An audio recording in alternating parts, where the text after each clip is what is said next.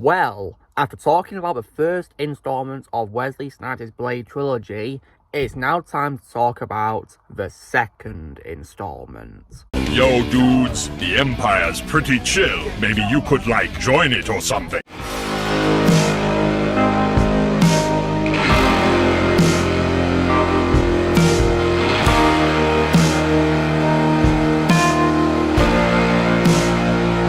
Hey everyone, Lucimus Prime here, and welcome to another review in my review of Wesley Snipes' Blade trilogy. And in today's review, guys, I'm going to be talking about what is, of course, the second installment of this trilogy, released in 2002 and is directed by Guillermo del Toro, which, of course, is none other than 2002's Blade 2, the second one. So how was this movie made, guys? So the director of the first movie, Stephen Norrington, decided not to return to do a sequel because he wanted to do other things. So Guillermo del Toro was hired to direct the sequel by New Line. And so filming took place in the Czech Republic at Prague Studios and Barrandov Studios, as well as London, from March 12, 2001 and concluded on July 2nd of the same year. And the film was, of course, released on March 22nd, 2002, and was a box office success, and it grossed over $155 million, and it became the highest grossing installment of the Blade trilogy. It received mixed reviews from critics, earning praise for its performances, atmosphere, direction, and action sequences, although its script and lack of character development have been criticised. Wesley Snipes himself would even say this is his favourite of the trilogy. Now, when it comes to my reaction to this film, guys, so after I absolutely adored the first movie, and it became one of my favourite comic book movies of all time, I learned there was a sequel, and I was very happy about that, because I definitely would have loved to see more of Wesley as Blade. So I saw this movie on TV once, and I gotta say that I definitely really loved this sequel. I think it's a very underrated movie, guys, in my opinion, one of the most underrated superhero movies of all time in general. And definitely, in my opinion, an amazing sequel. Now, I know a lot of people may say this might be their favourite of a trilogy, but for me personally, guys, my favourite is still the original movie. But I think the sequel voice is still great nonetheless. There's just maybe a few nitpicks I have which makes me prefer the original movie. So yeah, as far as I'm concerned, guys, the original film can't be topped. But nonetheless, this movie is still amazing. So what's great about it? So when it comes to a cast for this film, guys, so as always, Wesley Snipes gives an amazing performance as Blade. You know, no one, in my opinion, can play the Daywalker better than him. In my opinion, he was born to be Blade. You know, no one, in my opinion, can play Blade other than Wesley, in my opinion. As far as I'm concerned, guys, he is Blade. And this movie definitely shows it. He had a great performance in this movie, as always. No one can play Blade other than him. I also as well love the return of Chris Christopherson as Abraham Whistler, who is Blade's mentor and weaponsmith as well. And I like how his film brought him back, and they explained that rather than him killing himself, like the first movie implied, he was turned into a vampire and held prisoner for 2 years. And the first act of his movie is dedicated to Blade, of course, saving him and turning him back into a human. We also as well meet a new technician of Blade called Scud, who's played by Norman Reedus in one of his early roles, which is pretty cool. And he was a pretty entertaining character. And although I, of course, love Norman Reedus for most as Daryl from The Walking Dead, my favourite role of Norman, I still think he was great as Scud, in my opinion. And he definitely did a good job in this movie as Scud. And also as well, what's also great about this movie is the movie introduces a new team of characters who are also vampires. They were once, assigned to kill Blade at one point, but they're now, of course, joining forces to combat a new type of vampire called the Reapers, which are primal mutant creatures with a ravenous thirst for blood and a highly infectious bite that transforms both humans and vampires alike. The Blood Pact consists of pretty good characters, in my opinion, guys, so many that I do like. Now, onto probably my opinion, the main highlights of this movie, aside from Wesley, guys, in my opinion, the best part of this movie was undoubtedly Ron Perlman as the character Dieter Reinhardt. Yeah, Dieter Reinhardt is a definitely very entertaining character. in my opinion, the best out of the new characters in this movie, and easily my second favourite role of Ron Perlman behind Hellboy. I mean, you could literally imagine Blade has a rival being a human version of Hellboy, couldn't you really? Because Reinhardt was very entertaining and one of the best parts of this movie, and I'm not surprised that Ron Perlman was in this film because he's, of course, a frequent collaborator with Del Toro. So, yeah, it's pretty cool that he appeared in this movie by Del Toro. And, of course, he'd let go on to play Hellboy in 2004, of course, in the first movie of the Hellboy movies. And that's my favourite role of Ron. But Reinhardt's probably my second favourite role because how entertaining he was.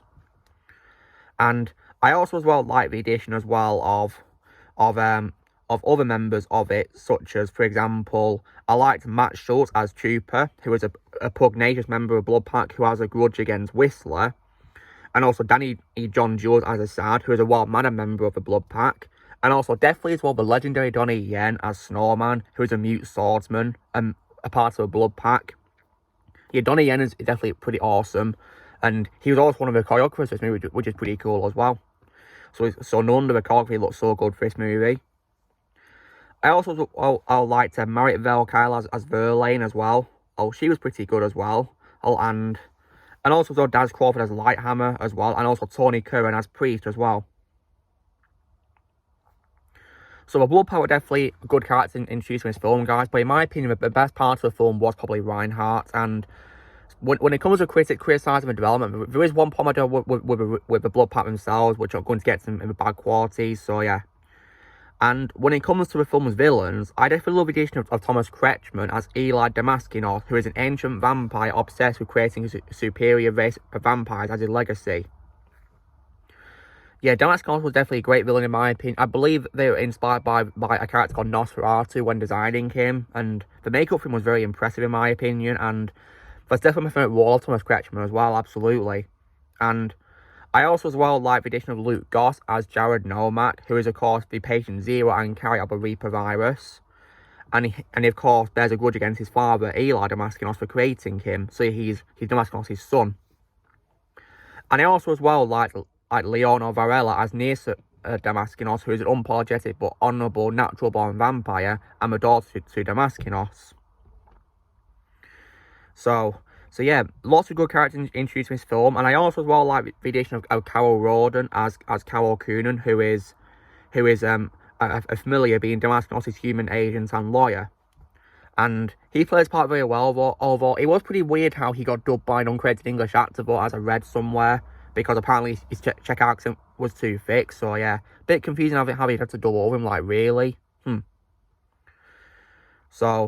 But yeah, but personally though, guys, I like Carl Roden better, of course, in Hellboy, as of course the villain and Rasputin in that movie. So yeah, but I still think he was good in this movie, you know, for what he was given, nonetheless.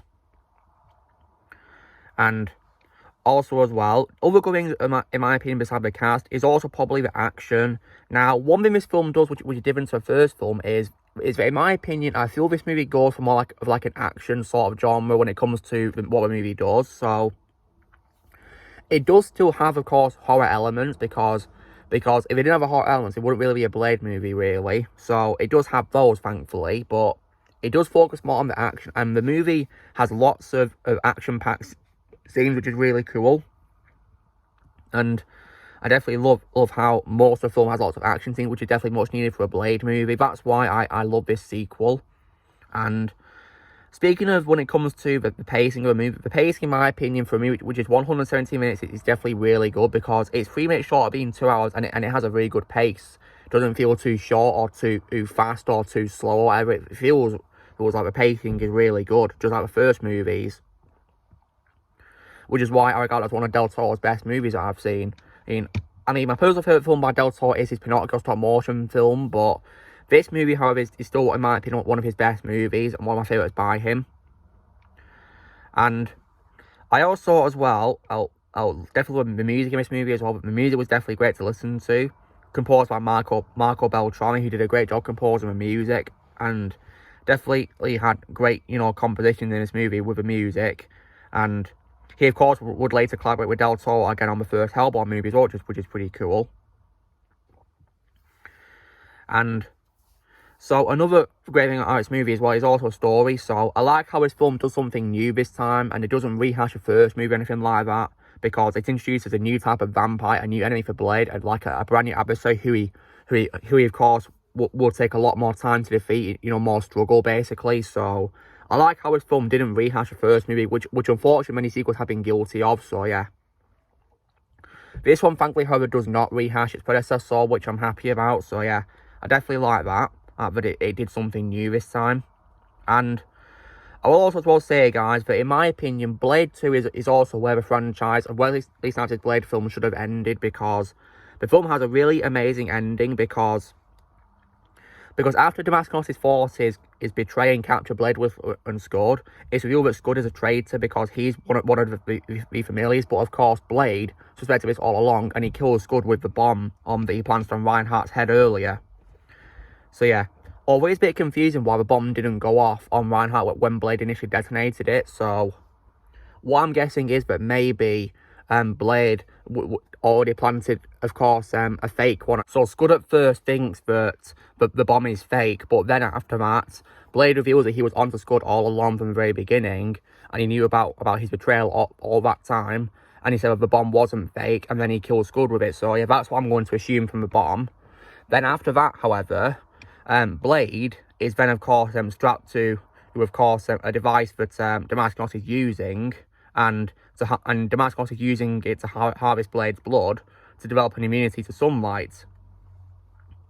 However, Whistler is able to escape Reinhardt, and he frees Blade before he can be drained of his blood, and Blade, of course, then falls into Damascus' blood pool, which restores his strength. Then after, he fights his way through the henchmen, and what my quality do with this film, guys, is I kind of feel that Reinhardt was defeated way too easily. I mean, I like how Blade, you know, said a line he said to Reinhardt earlier, which is, of course, "Can you blush?" And then, of course, after that, he flung the sword in the air and then cut Reinhardt in half, you know, like, I kind of wish for, I mean, while it was a cool death scene, I kind of wish we had, like, a sword fight before. I would have definitely loved it if we could have a pretty cool sword fight, really, because Reinhardt was such a cool character, so yeah, but nonetheless, it was definitely a very cool way to execute him. And then after that, however, Damascus is then killed by Normak after failing to negotiate with him. Normak then bites Nasa to drink her blood, and then we get a pretty cool fight scene between Blade and Normak, which is definitely very good in my opinion, very well choreographed. And Blade then stabs Normak in his only weak spot, and Normak wants to end his suffering, so he kills himself with Blade's sword. And then Nyssa wants to have a wish of dying as a vampire, so Blade takes her outside, and he embraces her as she disintegrates due to a sunrise. And then of course, after this, at the end of the movie, in London, Blade kills the vampire that escaped him in Prague, called Rush. So yeah, that was a definitely nice way to end it, to show that he's got closure by killing the vampires he's hunting, really. And that, in my opinion, guys, is where a franchise should have ended, because I don't see any sequel settled whatsoever in that circumstance at all, really. So yeah, that's why, in my opinion, Blade 2 is an example of a film that did not need a sequel. And we're going to why when I'm ranting about, of course, the third movie, and it's trash talk. But yeah, nonetheless, though, guys, Storming Blade 2 is a very underrated movie, and in my opinion, a great sequel. And I will also say, guys, that in my opinion, it's going to be the last Blade film ever going to get that's good, in my opinion. Because, obviously, I hate Blade Trinity, the third movie, and of course, there's also the upcoming MCU movie, which I know is going to suck, because it's going to have a stupid rating of PG-13, which is ridiculous, because Blade is not a character for children, and the first two films of Blade, you know, they know this. That's why, you know, they have such a high rating.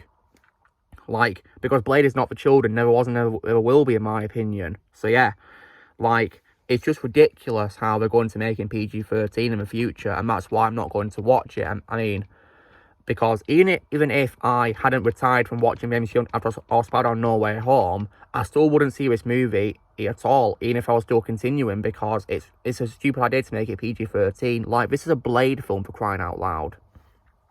But Nonetheless, though, Blade 2 I still love. It's still, in my opinion, an amazing movie, nonetheless. A great sequel. And in my opinion, the last good Blade film we're going to get, as far as I'm concerned. So, yeah. Now, when it comes to bad qualities, well, there is a couple of reasons why I do prefer the first movie. So, I've already said that maybe it would have been cool if we got a sword fight between Reinhardt and Blade. You know, to further show their rivalry with each other. That would have been really cool, that. But nonetheless, we're still with Reinhardt's execution was a pretty cool scene, but nonetheless, I just read a fight. And when it comes to character development in this movie, I feel that some of the blood pact were quite underused and didn't really get to do much because they unfortunately got killed. For example, I didn't really like how Verlaine got killed by exposing herself and Lighthammer to sunlight. I kind of, didn't like how they got, underused like that. Lighthammer, of course, got infected and turned into a Reaper, so yeah, poor him. And Snowman also got killed as well in the Reaper nest too. And yeah, and Trooper also gets killed too as well.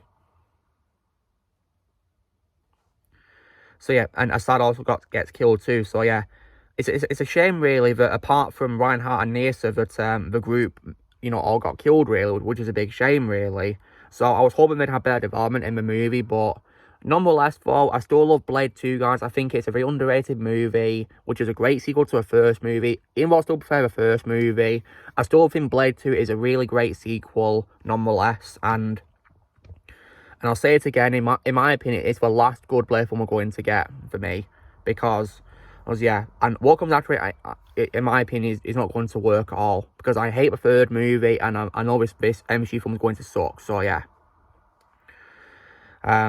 So, if I was to give Blade 2 a score out of 10, then just like in my ranking video that I did back in 2020, because compared to the first one, which I of course give a full-blown 10 out of 10 to, I give a sequel a very solid score of 9 out of 10, because I think it's very underrated, and I love it to this day. And last night's rewatch definitely proved that it's definitely a great sequel, because I had a really fun time rewatching it last night. Yeah, it's definitely, in my opinion, a great sequel. It may not match its predecessor in terms of how great it is, despite being the highest grossing film in the trilogy, but still is, in my opinion, nonetheless a great sequel, which is definitely an amazing blast to rewatch from start to finish. So guys, this is me doing my review for 2002's Blade 2, directed by Guillermo del Toro. So you know drill, guys. Be sure to give this video a like. Also, be sure to let me know as well in the comments what you guys think of Blade 2. If you can get in the comments below what your thoughts are on it. Also, be sure to join Team Power Best and subscribe for this coming future. If you would like to be a member, you can only using a PC of that or your subscription, and I'll see you all later.